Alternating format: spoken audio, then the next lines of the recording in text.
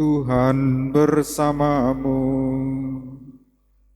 Dan bersama rohmu. Inilah Injil suci menurut Lukas. Dimuliakanlah Tuhan.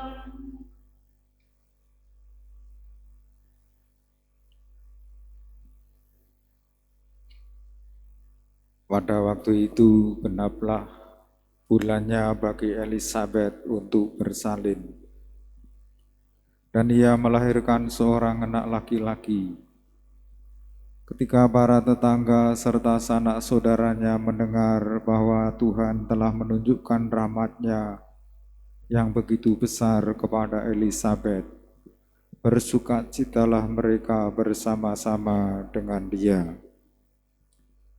Maka datanglah mereka pada hari yang ke-8 untuk menyunatkan anak itu. Dan mereka hendak menamai dia Zakaria menurut nama bapaknya. Tetapi Elisabet ibunya berkata, "Jangan, ia harus dinamai Yohanes." Kata mereka kepadanya, "Tidak ada di antara sanak saudaramu yang bernama demikian." Lalu mereka memberi isyarat kepada Zakaria untuk bertanya nama apa yang hendak ia berikan kepada anaknya itu. Zakaria meminta batu tulis lalu menuliskan kata-kata ini. Namanya adalah Yohanes. Dan mereka pun heran semuanya. Seketika itu juga terbukalah mulut Zakaria dan terlepaslah lidahnya. Lalu ia berkata-kata dan memuji Allah.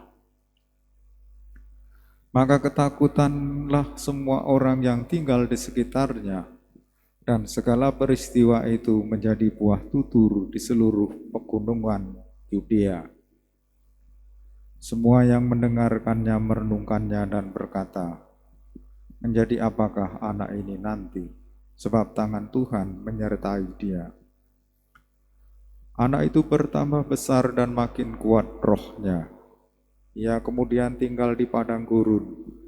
Sampai tiba harinya ia harus menampakkan diri kepada Israel. Demikianlah sabda Tuhan. Terpujilah Kristus.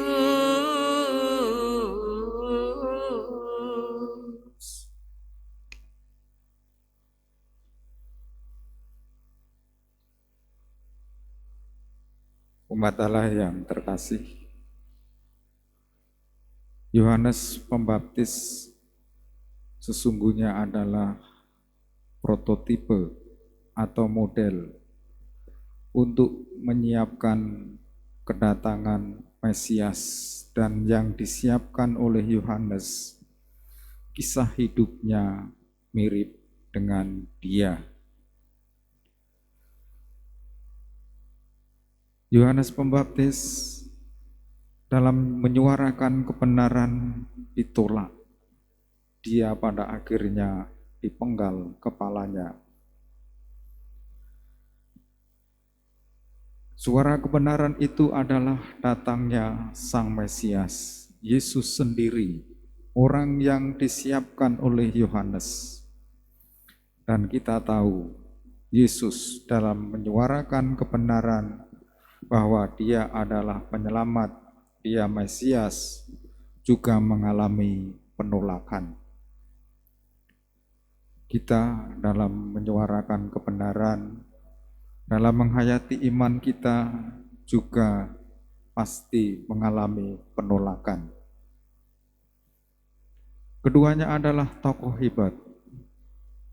Yohanes adalah nabi penghubung perjanjian lama dan perjanjian baru. Dan penghubung sebagai nabi penghubung, dia sungguh rendah hati untuk menyiapkan datangnya Yesus. Dari kisah kelahiran Santo Yohanes Pembaptis, kita bisa membaca bahwa tangan Tuhan menyertai dia. Mari kita menghayati tangan Tuhan menyertai kehidupan kita, menyertai kehidupan umat manusia. Dan kehebatan Yohanes Pembaptis, mereka karena disertai roh dia semakin kuat karena roh Allah. Dari dua peristiwa yang kita renungkan hari ini, bahwa Yohanes Pembaptis menyiapkan datangnya Sang Mesias, kita pun harus menyiapkan datangnya Sang Mesias. Dan kita mengimani Yesus sebagai Sang Penyelamat. Meskipun dalam mewartakan tentang kebenaran itu, kita barangkali mengalami penolakan, tetapi kita tidak boleh menyerah, sebab tangan Tuhan menyertai kita. Mari yang kedua kita meneladan cara hidup Santo Yohanes Pembaptis. Semakin rendah hati, semakin dikuatkan karena roh Allah ada dalam diri kita. Dan kita semakin hari semakin penuh hikmat. Sampai pada saatnya kita memang harus bersatu dengan Allah dan mempersiapkan jalan bersama seluruh umat manusia yang berkehendak baik. Kita satukan doa-doa kita bersama persembahan di altar, tetapi kita berdiri, kita perbaharui iman kita.